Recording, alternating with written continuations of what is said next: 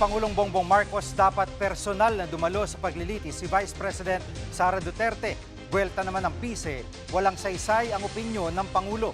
Live mula sa TV5 Media Center, nangungun sa balita si News 5 Palace Correspondent Maricela Lili. Maricel, ano pang sinabi ng Pangulo kaugnay ng impeachment trial?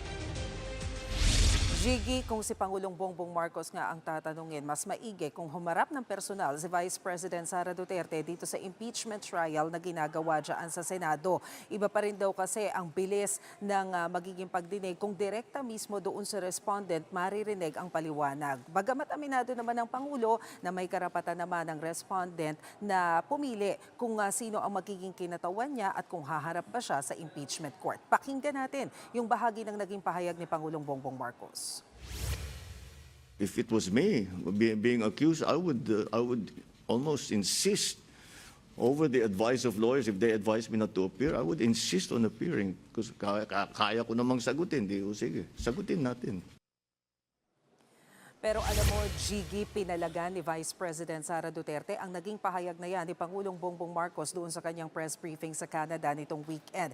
Sa pahayag kanina ni Vice President Sara Duterte, ang sinabi niya hindi importante kung ano man ang opinyon ni Pangulong Marcos tungkol dito sa ongoing impeachment trial laban nga dito kay Vice President Sara Duterte. Malinaw daw na meron siyang karapatan bilang respondent na piliin kung ang legal counsel niya ang magiging kinatawan dito sa ginagawang pagdinig dyan sa Senado. Hindi rin daw basihan ng integridad ng due process kung hindi man makita ang respondents na personal na dumalo dyan sa mismong pagdinig. Sa ngayon daw, ang burden para patunayan yung ebidensya sa mga akusasyon laban sa Vice Presidente ay nasa prosecution na. Sabi pa ni Vice President Sara Duterte, mas maigi raw sana kung yung mga opisyal ng pamahalaan sa pangkalahatan at sa lahat ng oras, sarili din na lamang yung kanilang mga opinyon tungkol sa mga bagay-bagay. Gigi?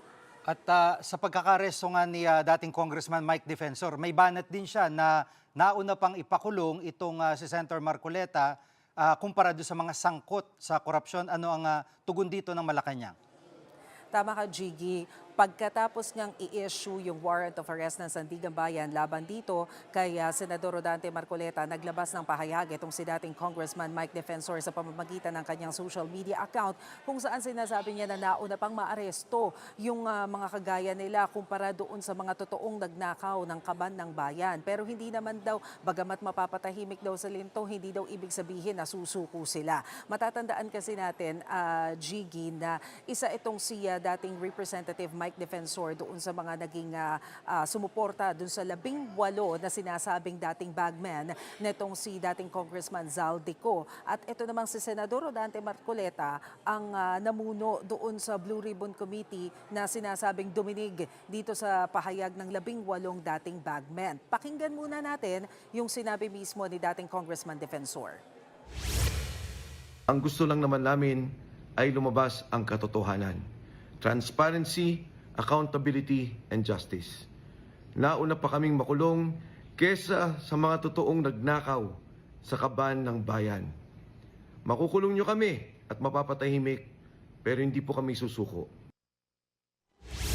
Gigi, ang tugon dyan ng Malacanang, edi sana daw inayos agad netong sinadating Congressman Defensor yung mga concrete evidence para nasampahan na agad ng kaso at napanagot kung sino man itong sinasabi nilang mga involved sa issue ng katiwalian. Pero syempre, iginagalang daw ng Malacanang kung ano man ang naging desisyon ng korte pagdating doon sa pag-i-issue ng warrant of arrest dito sa Senador o kay Senator Marcoleta, maging doon sa tatlong nagbigay ng donasyon sa kanya, kabilang na nga itong si Congressman Mike Defensor. Ang sinasabi lamang ngayon ng Malacanang, naniniwala daw sila na iginagalang din ng mga kapatid natin sa Iglesia ni Cristo ang desisyong ito ng Sandigan Bayan patungkol sa kaso ni Senador Marcoleta. Matatandaan kasi natin na nung nakaraang linggo lamang ay nagsagawa sila ng kilos protesta bilang pagsuporta sa Senador. Pakinggan natin yung naging pahayag ni Undersecretary Claire Castro.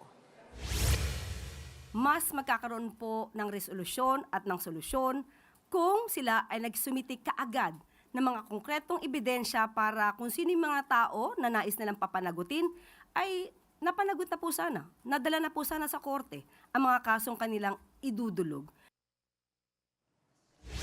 At Maricel, may sagot na bang Pangulo sa mga kritikong nagdadawit sa kanya sa korupsyon?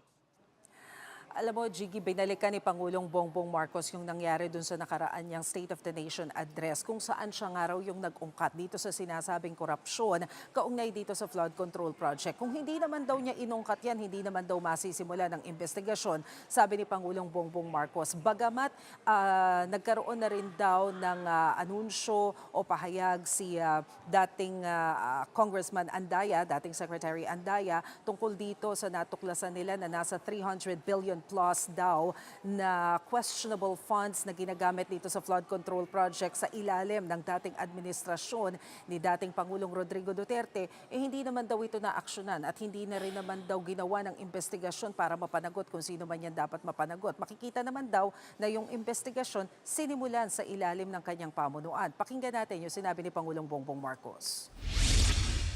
So, I'm the only one that has started to do anything about this. Bakit? Ang mga nakaramba na Pangulo, may nakita ba kayong ginawang ganon? Meron ba silang kinulong? Meron ba silang finish na account? Meron ba silang mga investigasyon na ginawa? Wala. Sa akin lang.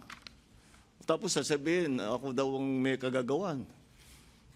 Kung talagang racket ko yun, ba't ko sisirain yung racket ko? Di ba? That makes absolutely no sense. Yan muna ang latest. Balik sa iyo, Jiggy. Yan ang ulat ni Maricela Lili live mula sa TV5 Media Center. Mga kapatid, Jiggy Manikad po. Pagdating sa mahalagang balita sa loob at labas ng bansa, dapat una sa lahat, mag-follow at mag-subscribe na sa social media pages ng News 5.